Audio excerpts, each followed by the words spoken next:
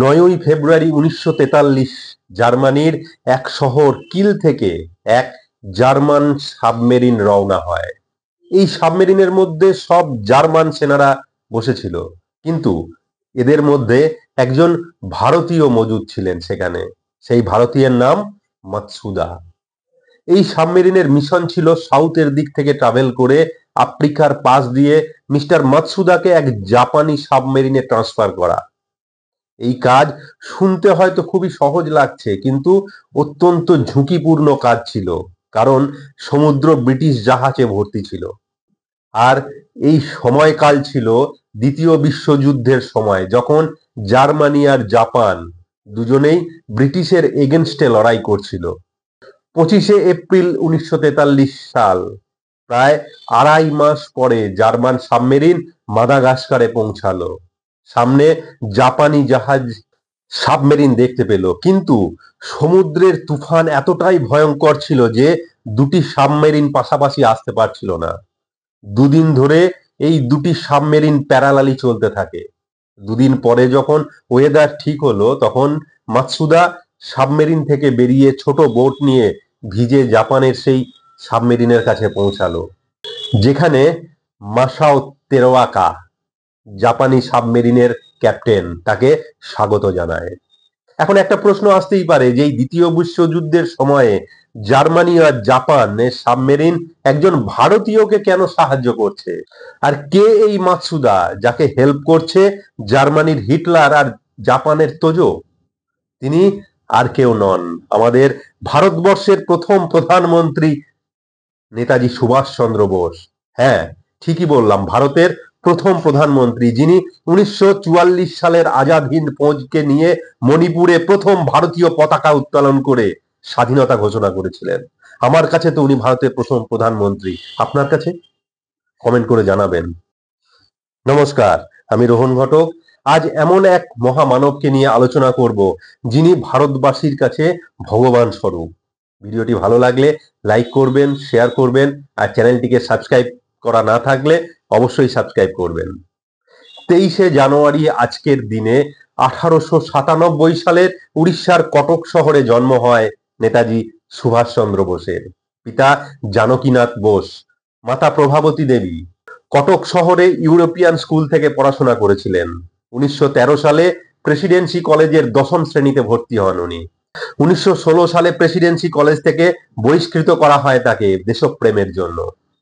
School life থেকেই দেশপ্রেমের আর সেবার জোয়ার এসেছিল নেতাজির মধ্যে। এই দেশপ্রেমের কারণে অনেক কলেজ থেকে বহিষ্কৃত হতে হয়েছিল তাকে। পিতা জানকীনাথ বসু তাকে আইসিএস, ইন্ডিয়ান সিভিল সার্ভিসের জন্য তৈরি হতে বললেন লন্ডনে গিয়ে। সেখানে গিয়ে পরীক্ষায় 4র্থ স্থান অধিকার করলেন। 1921 সালে ব্রিটিশ সরকারের দেওয়া আইসিএস এর চাকরি ছেড়ে দিলেন, কারণ তার মনে হয়েছিল যে দেশ আমার দেশকে শাসন করছে তার আন্ডারে থেকে চাকরি করতে হবে, সেটা কখনোই সম্ভব নয়। 1928 সালে কংগ্রেস বড় আন্দোলন করছে, এমন সময় ব্রিটিশ সরকার গান্ধীজিকে প্রস্তাব দিলেন ডোমিনিয়ন স্ট্যাটাসের। এটাও একরকম স্বাধীনতা, কিন্তু পূর্ণ স্বাধীনতা নয়। কলকাতা অধিবেশনে গান্ধীজি এই প্রস্তাব পেশ করলেন যে ডোমিনিয়ন স্ট্যাটাস নেবার জন্য, কিন্তু সুভাষচন্দ্র বোসের পছন্দ হলো না। তিনি বললেন কোনো ডোমিনিয়ন স্ট্যাটাস নয়, কমপ্লিট ফ্রিডম চাই, পূর্ণ স্বরাজ। তিনি বোঝালেন যে ডোমিনিয়ন স্ট্যাটাসে তো এখান থেকে সবকিছু হবে, কিন্তু কন্ট্রোল করবে ব্রিটিশ সরকার। সরকার চালানো আর পলিসি দুটোই যখন ভারতীয়দের হাতে থাকবে, তখন পূর্ণ স্বাধীনতা আসবে। আমাদের পূর্ণ স্বাধীনতা চাই, কারণ ডোমিনিয়ন স্ট্যাটাসে আমরা কোনো ডিসিশন নিতে পারবো না। ডিফেন্স, কমিউনিকেশন আর বৈদেশিক নীতিতে সবকিছুতেই হস্তক্ষেপ করবে ব্রিটিশ সরকার। কমপ্লিট ফ্রিডম পেলে সবকিছুর সিদ্ধান্ত নেবে ভারত। কলকাতা অধিবেশনে এই নিয়ে বিতর্কের জায়গা তৈরি হচ্ছিল, কিন্তু পরবর্তী লীগের অধিবেশনে পূর্ণ স্বরাজের পতাকা উত্তোলন করলেন নেতাজি সুভাষচন্দ্র বসু। তিনি ঘোষণা করলেন যে কোনো ডোমেস্টিক স্ট্যাটাস নয়, পূর্ণ স্বাধীনতা চাই। সময়ের সাথে সাথে নেতাজির ভূমিকা এক বিরাট আকার ধারণ করতে শুরু করেছিল। 1939 সালে গান্ধীজির পছন্দ হচ্ছিল না সুভাষকে, তার কারণ তার কাছে মনে হচ্ছিল সুভাষ চরমপন্থীদের দিকে বেশি ঝুঁকছে, আর গান্ধীজি নেহেরু সবসময় নরমপন্থীদের দলে। আর নেতাজি তখন চাইছিলেন যে এই সময় ইংরেজদের অ্যাটাক করার প্রকৃত সময়, কারণ সেই সময় দ্বিতীয় বিশ্বযুদ্ধ চলছিল। ইংরেজরা সেই সময় কমজোর আছে, তাদেরকে হারানো সম্ভব হবে। গান্ধীজি বললেন যে না, এটা তিনি কখনোই মানতে পারবেন না। ইতিমধ্যে কংগ্রেসের প্রেসিডেন্টের পদের জন্য গান্ধীজি নির্বাচন করতে চাইলেন। গান্ধীজি তার নিজের পছন্দের লোক সীতারামাইয়াকে চুজ করলেন প্রেসিডেন্ট পোস্টের জন্য এবং ঘোষণা করলেন যে সীতারামাইয়া তার পছন্দের ব্যক্তি। সবাই সীতারামাইয়াকে সাপোর্ট করা মানে গান্ধীজিকে সাপোর্ট করা, তাই সবাই যেন সীতারামাইয়াকে ভোট দেয়। কংগ্রেসের যত নেতা, ওয়ার্কিং কমিটির সবাইকে তিনি এটা জানালেন। অন্যদিকে নেতাজি সুভাষচন্দ্র বোসও গান্ধীজিকে প্রণাম করে নির্বাচনের জন্য প্রস্তুত হলেন। যখন নির্বাচনের ফল প্রকাশ হলো, তখন দেখা গেল সীতারামাইয়ার থেকে সুভাষচন্দ্র বোস অনেক বেশি ভোটে জয়ী হলেন। সুভাষচন্দ্র বোসের প্রভাব দিন দিন বাড়তেই থাকছিল। লোকে গান্ধীজির থেকে সুভাষচন্দ্র বোসকে বেশি মান্যতা দিতে শুরু করেছিল। গান্ধীজি চাননি যে সুভাষচন্দ্র বোস জিতুক। তিনি বললেন যে সীতারামাইয়ার হার মানে তার হার। গান্ধীজি চাইছিলেন না যে সুভাষ থাকুক। গান্ধীজি বললেন এই সময় আমাদের শত্রু দ্বিতীয় বিশ্বযুদ্ধে বিপর্যস্ত হয়ে রয়েছে, এই সময় তাদের এগেনস্টে যাওয়া আমাদের উচিত নয়। সুভাষচন্দ্র বোস বললেন যে তা কেন, যখন সারা দুনিয়া লড়াই করছে আর আপনি এখনো এক গালে চড় মারলে আর এক গাল পেতে দেওয়ার কথা বলছেন?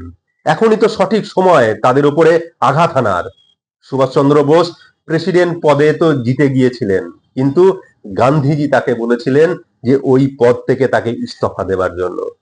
সুভাষচন্দ্র বোস ইস্তফা পত্র জমা দিয়ে দিয়েছিলেন। তিনি গান্ধীজিকে প্রণাম করে কংগ্রেস থেকে বেরিয়ে আসলেন। কংগ্রেস থেকে বেরিয়ে আসার পর 12 বার তাকে জেলে বন্দী করা হয়েছিল। জেল থেকে ছাড়ার পর তাকে গৃহে নজরবন্দি করে রাখা হয়েছিল। সুভাষচন্দ্র দেখলেন যে দেশের মধ্যে থেকে তো কিছু করা যাচ্ছে না, তাহলে তিনি ভাবলেন বাইরে থেকে কিছু করতে হবে। তিনি ভাবলেন দেশের বাইরে গিয়ে গ্লোবাল অ্যালায়েন্স তৈরি করার কথা। সেই সময় দ্বিতীয় বিশ্বযুদ্ধ চলার সময় বিশ্বের শক্তিধর দেশগুলি দুটি ভাগে ভাগ হয়ে যুদ্ধ করছিল। এক, এক্সিস অ্যালায়েন্স, দুই, অ্যালাইড পাওয়ার্স। এক্সিস অ্যালায়েন্সের মধ্যে কারা ছিল? জার্মানি, ইটালি, জাপান, যারা প্রথম বিশ্বযুদ্ধের সময়ও হেরেছিল, দ্বিতীয় বিশ্বযুদ্ধে আবার তারা একসাথে লড়াই করছিল। আর অ্যালাইড পাওয়ারের মধ্যে কারা ছিল? ইংল্যান্ড, ইউএসএ, ফ্রান্স, পোল্যান্ড এবং সোভিয়েত ইউনিয়ন। যারা প্রথম বিশ্বযুদ্ধে জয়লাভ করেছিল তারা আবার একসঙ্গে দ্বিতীয় বিশ্বযুদ্ধেও লড়াই করছিল। নেতাজি দেখলেন ভারতের এগেনস্টে কে? ব্রিটেন। ব্রিটেন অ্যালাইড পাওয়ার, তাহলে ব্রিটেন অ্যালাইড পাওয়ারে থাকলে আমি এক্সিস পাওয়ারে থাকা কোনো দেশের সাহায্য নেব। উনি দেখলেন এটাই সঠিক সময়, যেখানে শত্রুপক্ষ এখন বিপর্যস্ত হয়ে রয়েছে, উদ্বিগ্ন হয়ে আছে। এর জন্য উনি প্ল্যান করতে লাগলেন। প্রথমে উনি সোভিয়েত ইউনিয়নে ট্রাই করলেন। মিয়া আকবর শাহ নামে নেতাজির এক বন্ধু ছিলেন পেশোয়ারে। তাকে টেলিগ্রাম করে পেশোয়ার থেকে কলকাতায় আসতে বললেন তাকে সাহায্যের জন্য। মিয়া আকবর কলকাতায় এলে তাকে তিনি বললেন কোনোভাবে আমাকে কাবুল নিয়ে চলো, আর কাবুল থেকে আমি রাশিয়া যাব। সুভাষচন্দ্রের ভাইপো শিশির কুমার বোসকে নিয়ে একটা গাড়ি করে ছদ্মবেশে তিনি বেরিয়ে পড়লেন সেই রাত্রে। কলকাতা থেকে ধানবাদ, ধানবাদ থেকে কাবুল, আর কাবুল থেকে তিনি সোজা মস্কো পৌঁছালেন। মস্কো থেকে তিনি চলে গেলেন জার্মানি। জার্মানিতে গিয়ে হিটলারের অ্যাপয়েন্টমেন্ট নেবার জন্য তিনি অনেক চেষ্টা করলেন। অনেক কষ্টের পর তিনি হিটলারের অ্যাপয়েন্টমেন্ট পেলেন। ড্রয়িং রুমে তিনি ওয়েট করছিলেন হিটলারের সাথে সাক্ষাতের জন্য। কিছুক্ষণ পরে হিটলার বেরিয়ে এসে বলল, হ্যালো, আমি হিটলার। এই বলে নেতাজির দিকে তিনি হাত বাড়িয়ে দিলেন হ্যান্ডশেক করার জন্য। সুভাষচন্দ্র বোস উঠে বললেন যে আমি সুভাষচন্দ্র বোস, আমি ভারত থেকে আসছি, আমি আপনার সাথে নয়, হিটলারের সাথে দেখা করতে চাই। সে তো হয়রান হয়ে গেল যে আমিই তো হিটলার। তারপরে সে আবার ভিতরে চলে গেল। ভিতর থেকে আবার একজন বেরিয়ে এলো, নেতাজির দিকে হাত বাড়িয়ে বলল, আমি হিটলার, বলুন কি কাজ আছে আপনার। নেতাজি আবার উঠে দাঁড়িয়ে বললেন, নমস্কার, আমি সুভাষচন্দ্র বোস, ভারতবর্ষ থেকে এসেছি, আপনার সাথে নয়, হিটলারের সাথে দেখা করতে চাই। সবাই তো অবাক হয়ে গেলেন যে হিটলারই তো এসেছে তার সাথে দেখা করতে, কিন্তু সুভাষচন্দ্র বলছেন যে না, তিনি হিটলারের সাথে দেখা করতে চান। 4-5 বার এরকম ভাবে আসে আর সুভাষচন্দ্র একই কথাই বলেন।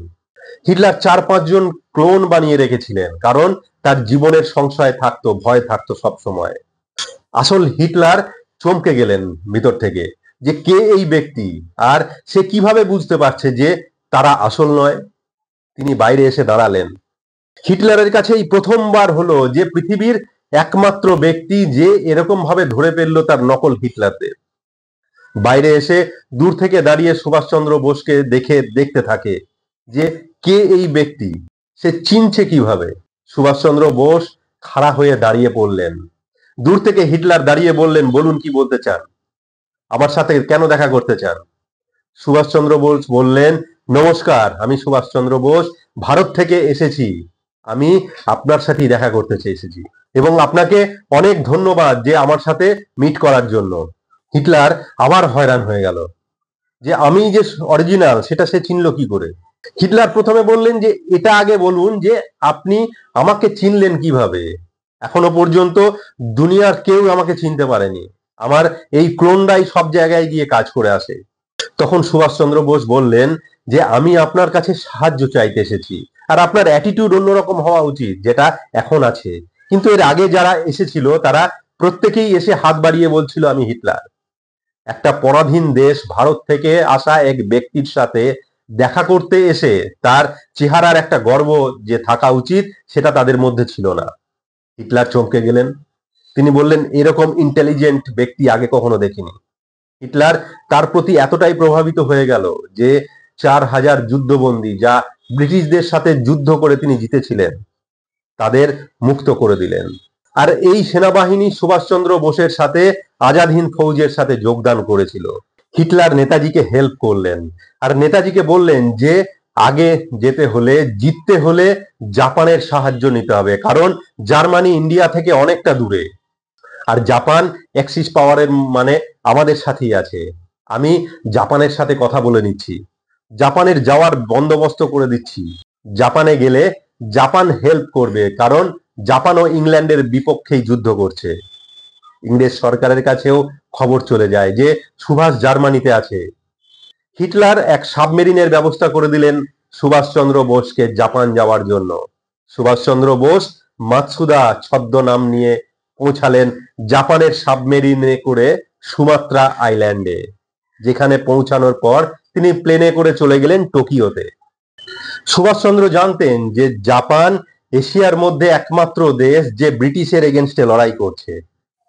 জাপানের প্রধানমন্ত্রী তোজোকে তিনি ইনফ্লুয়েন্স করলেন। তিনি তোজোকে বললেন, এশিয়া তো এশিয়ার লোকেদেরই থাকা উচিত, এশিয়াতে বাইরের দেশ কেন রাজত্ব করবে। তোজো ইমপ্রেসড। নেতাজি আরো বললেন যে আপনার ভগবান বুদ্ধদেব আর আমাদেরও, সেই হিসাবে আমরা তো ভাই ভাই। জাপানের প্রধানমন্ত্রী তোজো পার্লামেন্টে ঘোষণা করলেন যে আমরা সুভাষচন্দ্র বোসকে পূর্ণ সহযোগিতা করব। ভারতের স্বাধীনতা সংগ্রামে জাপান সুভাষচন্দ্র বোসকে হেল্প করার জন্য তৈরি। সুভাষচন্দ্র জানতেন যে সেই সময় জাপানের সাথে সিঙ্গাপুরের যুদ্ধ চলছিল। তিনি জানতেন যে সিঙ্গাপুরে যে ব্রিটিশ সেনা মোতায়েন আছে সেখানে 85,000 সেনার মধ্যে 45,000 তো ভারতীয় সেনা। উনি প্রথম থেকেই একটা যোজনা তৈরি করেছিলেন। তিনি জাপান সরকারকে বললেন, যখন সিঙ্গাপুরে উড়োজাহাজ থেকে বোম ফেলা হবে তখন কিছু চিরকুট ফেলতে, যেখানে লেখা থাকবে হিন্দিতে, বাংলায়, তামিলে, ইংলিশে, বিভিন্ন ভাষায় লেখা থাকবে যে তোমরা ভারতীয় আর কতদিন ইংরেজদের হয়ে লড়াই করবে। সিঙ্গাপুরে ভারতীয় সৈন্যরা যখন এই চিরকুট হাতে পায় তখন তাদের মধ্যে একটা বিদ্রোহের ভাব তৈরি হয় এবং সেখান থেকেই বিদ্রোহ শুরু হয়। সুভাষচন্দ্র বোসের এই রণনীতি জাপানের কাজে লাগলো। সিঙ্গাপুর অ্যাটাক করে জাপান জয়লাভ করলো। এখন সিঙ্গাপুর জাপানের অন্তর্ভুক্ত হলো। ভাবুন যে জার্মানির হিটলার থেকে শুরু করে জাপানের তোজো সবাইকে তিনি ইনফ্লুয়েন্স করেছিলেন।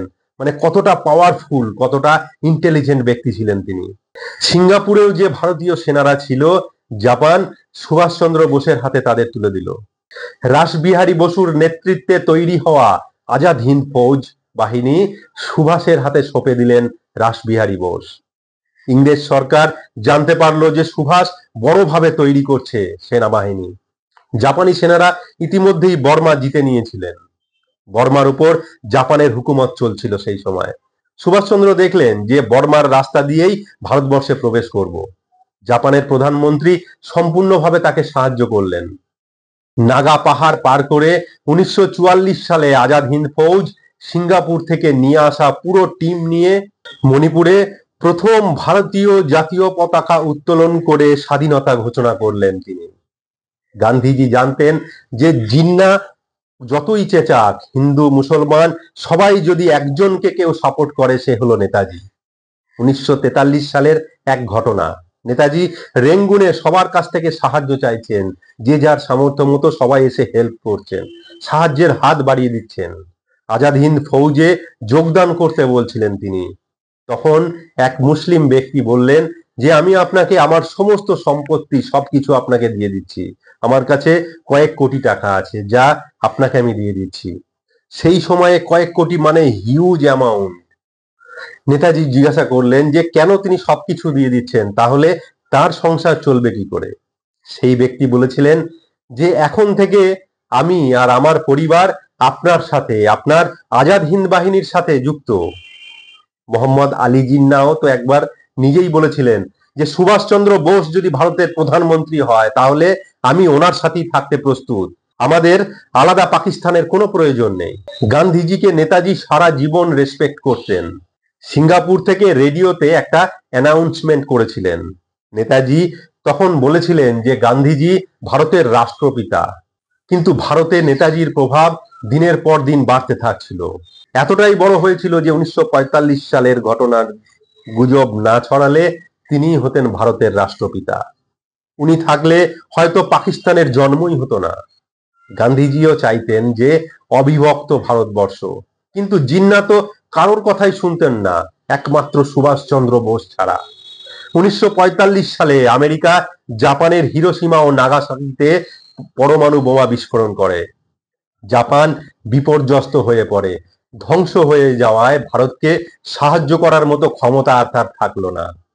সুভাষচন্দ্র বোস আবার নতুন পরিকল্পনা করতে শুরু করলেন।